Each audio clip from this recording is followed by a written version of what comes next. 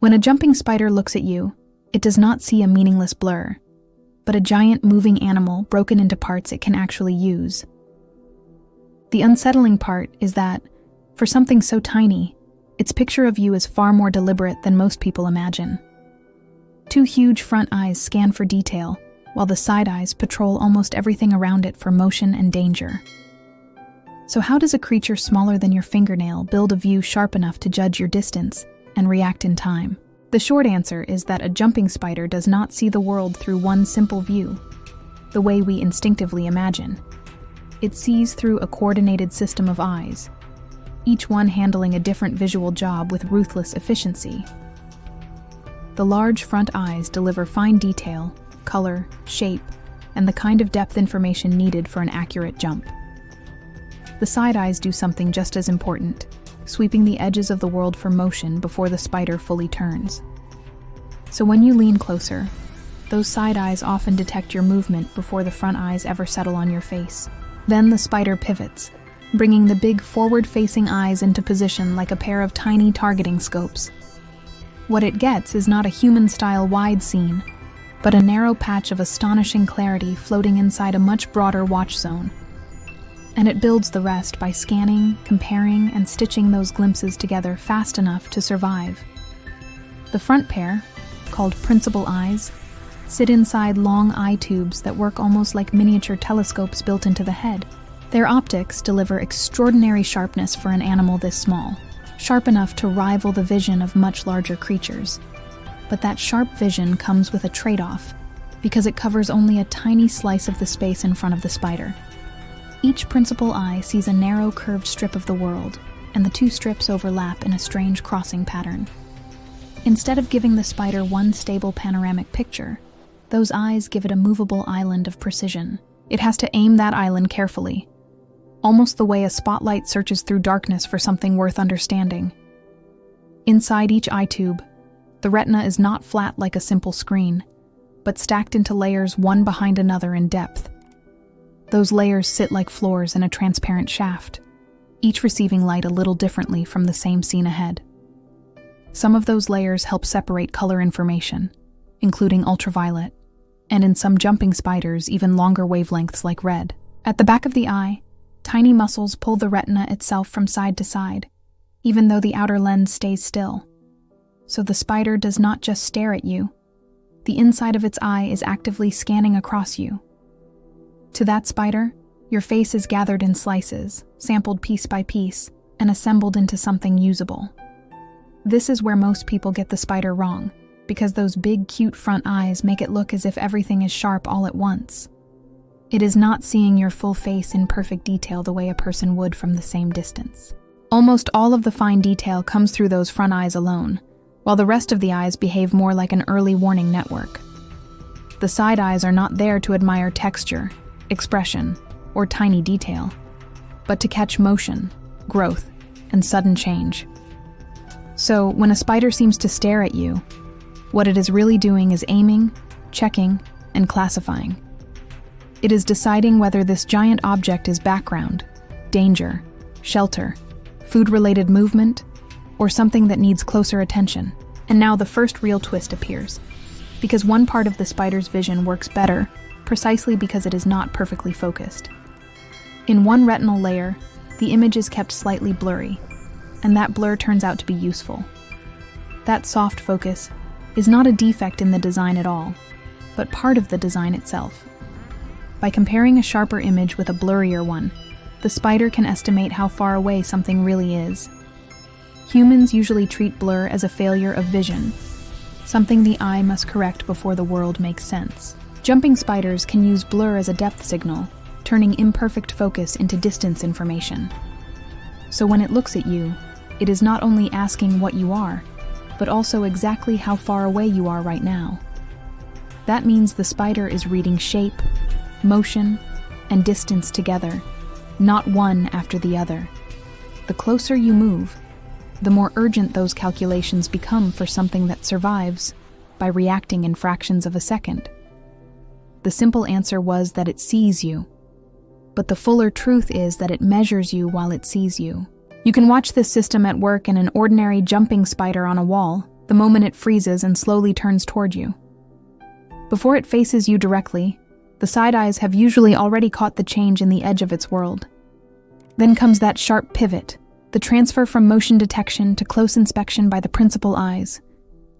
In a split second, the spider goes from noticing a disturbance to actively examining a target. A clearer example came from studies on Hasarius adansoni, a jumping spider tested under different colors of light. Under red light, the spider misjudged distance and jumped short, as if the world had quietly shifted closer than it really was. That experiment revealed something extraordinary, that its depth judgment depended on the amount of defocus reaching the eye.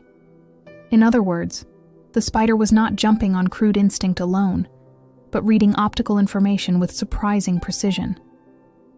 Then there are Habronattus jumping spiders, where vision matters not only for hunting, but for choosing a mate.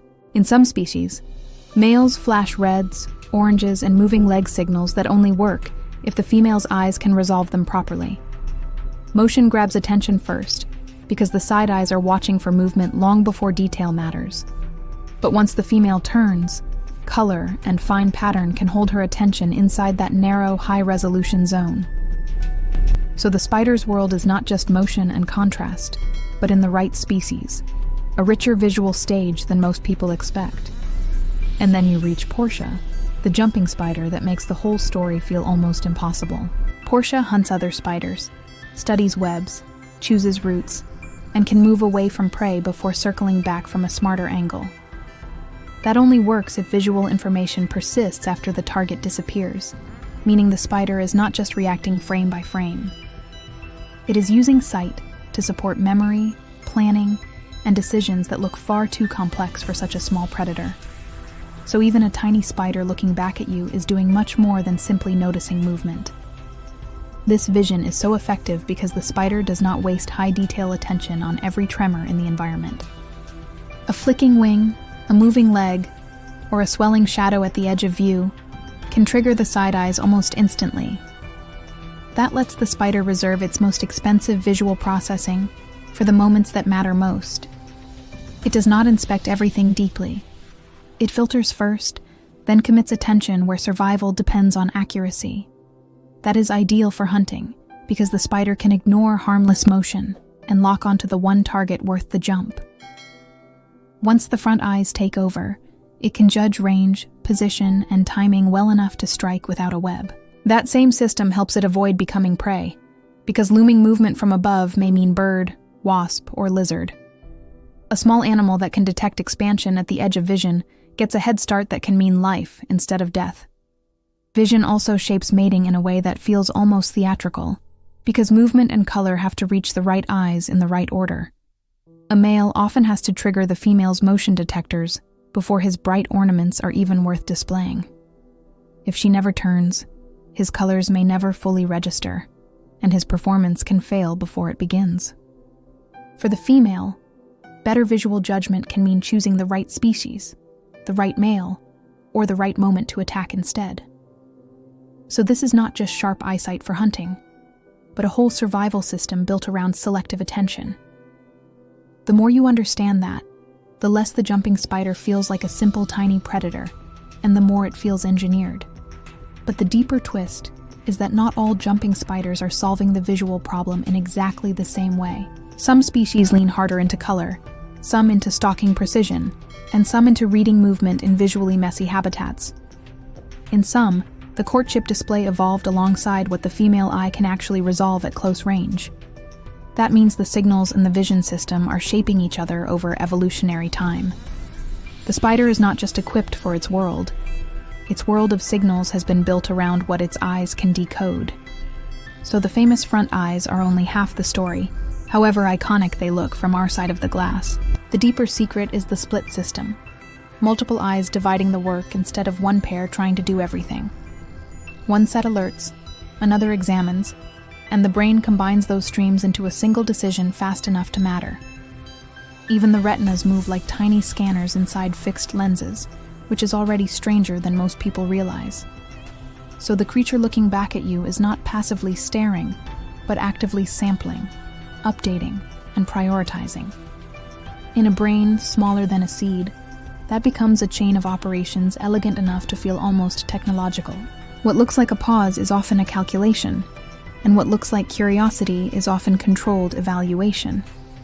That is why the stare of a jumping spider feels so unnerving, even when the animal itself is harmless to you.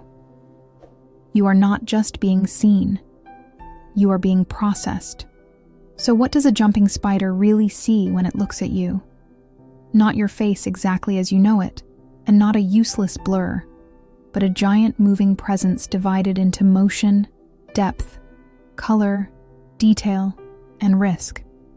It sees enough to know where you are, how fast you are changing, and whether your approach is becoming dangerous. The side eyes catch the disturbance before it fully arrives, and the front eyes inspect what that disturbance actually is. One part of the system reads the warning signs, while another reads the fine print. One layer keeps a sharper image, while another lets blur reveal distance in a way that still sounds almost unreal. Together, those eyes create one of the most sophisticated visual systems ever packed into something this small. That is why a jumping spider can look curious rather than panicked when it turns to face you. It is not guessing blindly about the world towering over it. It is checking, measuring, and deciding with extraordinary economy. And the eerie truth is that, by the time you notice the spider noticing you, part of that work may already be done. Long before the tiny face swung around, the outer eyes may already have registered your movement entering its world, which means the moment that feels like first contact to you may actually be the end of its first calculation. If you want part 2, next we can uncover how jumping spiders hear vibrations and hidden signals beyond anything our ears detect. Because that tiny face is not just looking at the world, it is decoding it in ways that make our first glance seem lazy.